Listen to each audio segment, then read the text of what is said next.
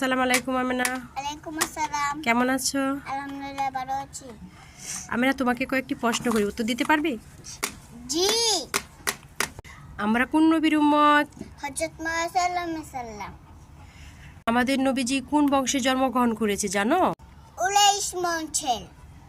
আমাদের নবীজির পিতার নাম কি আমিনা? আব্দুল্লাহ। তার নাম?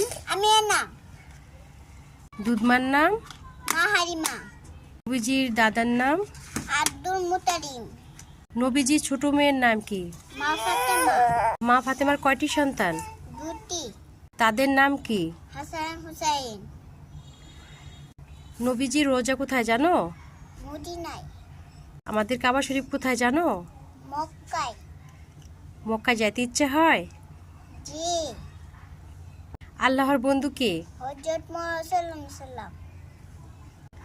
মাশাআল্লাহ, আলহামদুলিল্লাহ, অনেক সুন্দর হয়েছে আমেনা।